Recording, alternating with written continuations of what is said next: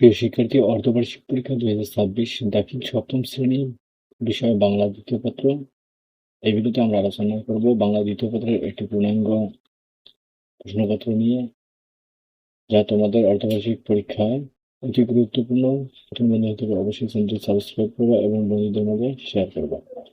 প্রথমে আমরা আলোচনা করব সঠিক উত্তরটি খাতায় লেখো, অর্থাৎ এমসিকিউ প্রশ্নগুলো।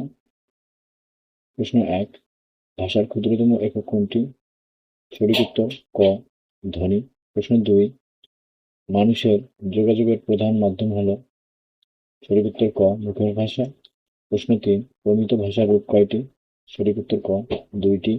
প্রশ্ন 4, আঞ্চলিক ভাষার অপর নাম কি? সঠিক উত্তর গ, উপভাষা। প্রশ্ন 5, বাংলা ভাষার আদি নিদর্শন কি? সঠিক উত্তর ক, চর্যাপদ। প্রশ্ন 6, গৌড়ীয় ব্যাকরণের রচয়িতা কে? সঠিক উত্তর গ, রামমোহন রায়। প্রশ্ন 7, মানুষের ভাষাকে বিশ্লেষণ করলে কয়টি মৌলিক উপাদান পাওয়া যায়? সঠিক উত্তর গ, 4টি। প্রশ্ন 8, প বর্গ ধ্বনি উচ্চারণে কিসের প্রয়োজন? সঠিক উত্তর খ, ঠোঁট।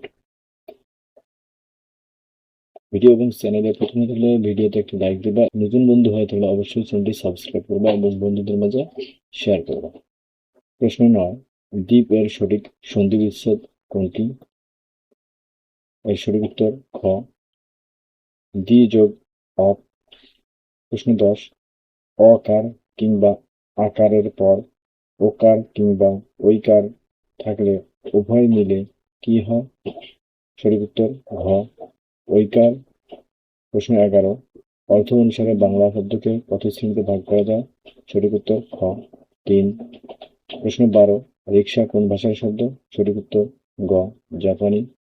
প্রশ্ন 13, শুদ্ধ বানান কোনটি? সঠিক উত্তর ক, কার্তিক। প্রশ্ন 14, অভ্যাস শব্দটির যথার্থ বিপরীতার্থক শব্দ কোনটি? সঠিক উত্তর খ, অনভ্যাস। প্রশ্ন 15, অকুল পাথার বাগধারাটির অর্থ কি? সঠিক উত্তর গ, সীমাহীন বিপদ। প্রশ্ন 2, যে কোনো একটি প্রশ্নের উত্তর দাও। ক, অনুচ্ছেদটি অনুধাবন করে প্রশ্নগুলোর উত্তর দাও।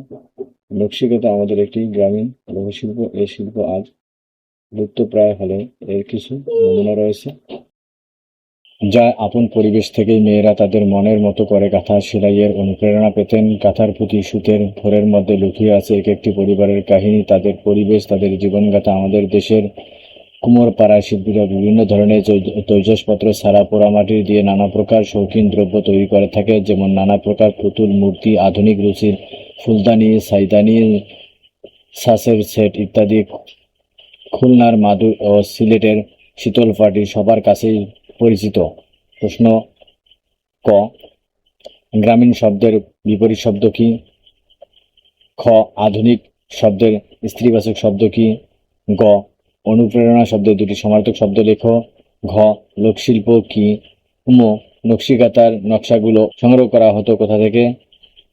খ, অনুচ্ছেদ লেখো। রোজার শিক্ষা।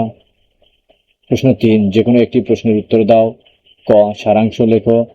সময় ও স্রোত কাহারও অপেক্ষায় বসে থাকে না, চিরকাল চলিতে থাকে। সময়ের নিকট অনুনয় করো, ইহাকে ভয় দেখাও, ভ্রুক্ষেপও করিবে না।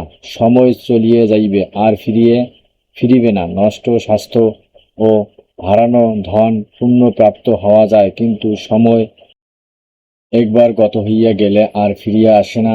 গত সময়ের জন্য অনুশোচনা করা নিষ্ফল, যতই কাঁদো না, গত সময় আর ফিরিয়া আসিবে না। খ, সারমর্ম লেখো। কোথায় স্বর্গ, কোথায় নরক, কে বলে তাহা? বহুদূর, মানুষের মাঝে স্বর্গ নরক, মানুষেতে সুরাসুর। রিপুর তারণে মোদের বিবেক পায় গো লয়, আত্মগ্লানির নরক অনলে তখনই পুরিতে হয়। প্রীতি ও প্রেমের পুণ্য বাঁধনে যবে মিলি পরস্পরে, স্বর্গ আসিয়া দাঁড়ায় তখন আমাদেরই কুড়ে ঘরে। প্রশ্ন 4, ভাব সম্প্রসারণ করো যে কোনো একটি। ক, পিতামাতা গুরুজনে দেবতুল্য জানি, যতনে মানিয়া চলো তাহাদের বাণী। খ, লাইব্রেরি জাতির সভ্যতা ও উন্নতির মানদণ্ড। প্রশ্ন 5, যে কোনো একটি প্রশ্নের উত্তর দাও। ক, তোমার ছাত্রাবাস জীবনের অভিজ্ঞতা জানিয়ে তোমার মাকে পত্র লেখো। খ, জরিমানা মওকুফের জন্য মাদ্রাসা প্রধানের কাছে আবেদনপত্র লেখো। প্রশ্ন 6, যে কোনো একটি বিষয়ে প্রবন্ধ লেখো। ক, আমাদের গ্রাম। খ, বাংলাদেশের নদ নদী। গ, জাতীয় কবি কাজী নজরুল ইসলাম।